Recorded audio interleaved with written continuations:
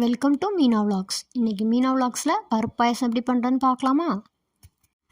பருப்பு பாயசம் செய்கிறதுக்கு ஒரு குக்கரில் 1 கப் பாசி பருப்பு போட்டு அது நல்ல ஒரு அரோமா வர வரைக்கும் ரோஸ்ட் பண்ணிக்கலாம். வேணுன்னா கொஞ்சம் கீ கூட ஆட் பண்ணி ரோஸ்ட் பண்ணலாம். அதில் ஒரு 5 கப் தண்ணி ஊற்றி 3 விசில் விட்டு அதை எடுத்துடணும். பாசிப்பருப்பு எடுத்த அதே கப் அளவில் 1 கப் ஜவ்வரிசி எடுத்துக்கணும். அதுக்கு 4 கப் தண்ணி ஊற்றி நல்லா பாயில் பண்ணணும். பாயில் ஆனோடனே அது கண்ணாடி பதத்தில் இருக்கும், அதுதான் பாயில் ஆன பதம்.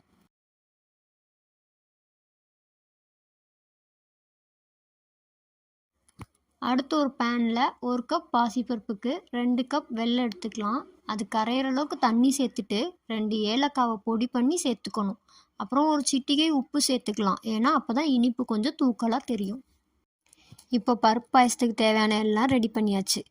குக்கரை ஓப்பன் பண்ணி பருப்பை நல்லா கரண்டி வச்சு மசிச்சுக்கணும். அதில் நம்ம ரெடி பண்ணி வச்சுருக்க ஜவ்வரிசி பாகு 2ஐயும் ஊற்றி மிக்ஸ் பண்ணிக்கலாம். இது கொஞ்சம் திக்காக இருக்க மாதிரி ஃபீல் பண்ணால் அதில் கொஞ்சம் பாலோ இல்லை தேங்காய் பாலோ மிக்ஸ் பண்ணி கொஞ்சம் டைல்யூட் பண்ணிக்கலாம். பட் எனக்கு கரெக்டாக இருக்கனால நான் எதுவும் ஆட் பண்ணிக்கல. ஸோ நான் ஒரு கொதி விட்டு அதை இறக்கி வச்சுட்டேன். அடுத்து ஒரு குட்டி பேனில் 2 ஸ்பூன் நெய் சேர்த்துக்கலாம். குட்டி குட்டியாக கட் பண்ணி தேங்காய் சேர்த்துக்கணும். அது கோல்டன் ப்ரௌன் ஆனோடனே பாயசத்தில் மிக்ஸ் பண்ணிவிட்டு நம்மளுக்கு என்னென்ன நட்ஸ் எல்லாம் பிடிக்குமோ அது எல்லாமே ஆட் பண்ணிக்கலாம். இன்றைக்கி நான் பாதாம், முந்திரி, கிஸ்மிஸ் 3 ஆட் பண்ணியிருக்கேன்.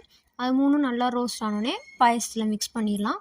இப்போ நம்மளோட சுவையான இனிப்பான பருப்பு பாயாசம் ரெடி. கண்டிப்பாக நீங்கள் இதை ட்ரை பண்ணி பாருங்கள். உங்களுக்கு இந்த வீடியோ பிடிச்சிருந்துச்சுன்னா மீனா விலாக்ஸை லைக் பண்ணுங்கள், ஷேர் பண்ணுங்கள், சப்ஸ்கிரைப் பண்ணுங்கள். இதே மாதிரி ஈஸியான ரெசிபிஸோட அடுத்தடுத்த வீடியோஸில் உங்களை நான் மீட் பண்ணுறேன். தித்திக்கும் தமிழ் போல் தித்திப்பாய் இருப்போம். டாட்டா பாய்.